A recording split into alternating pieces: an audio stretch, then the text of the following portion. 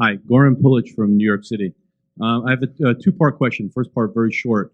I think a lot of people have difficulty valuing businesses because of some convoluted accounting schemes that are out there. Do you have any suggestions in terms of books or something you can read where you can sort of make sense of some of the accounting stories that are going around?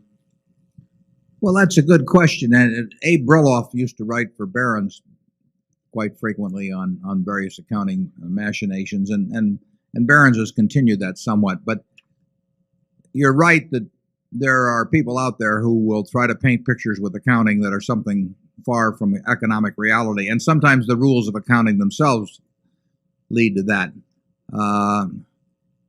I would say that when the accounting confuses you, I would just tend to forget about it as a company. I mean, it's probably, it may well be intentional, and in any event, you don't want to go near it.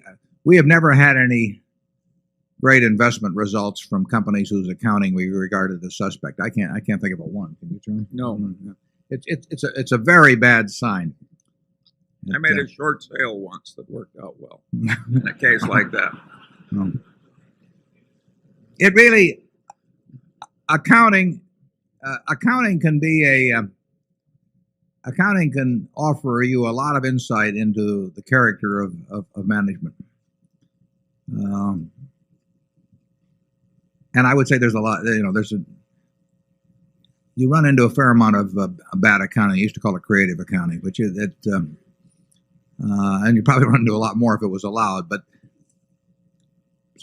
some companies have been able to push their auditors pretty far, and I would be very skeptical of anything that looks suspicious to you. I think there have been a couple of things written, but I can't think of where they've appeared, where people talk about the questions of what. Obviously, if some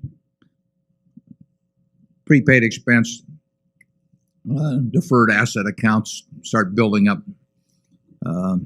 suspiciously high, and inventories look out of line, with sales and particularly the trend of them and all that, you want to look twice at companies like that. Life insurance, frequently we see weak accounting in. You can, when you don't have a product where revenues and expenses are being matched up on something close to cash in the short term, you have the opportunity for people playing games with numbers, and some people have learned how to do that very well, and they've sometimes created long-lasting stock manipulation or promotion schemes that have enriched themselves where they've enriched the managers or the creators of it at the expense of the public over time. If you ever get suspicious about accounting, just go on to the next company. Zone 4.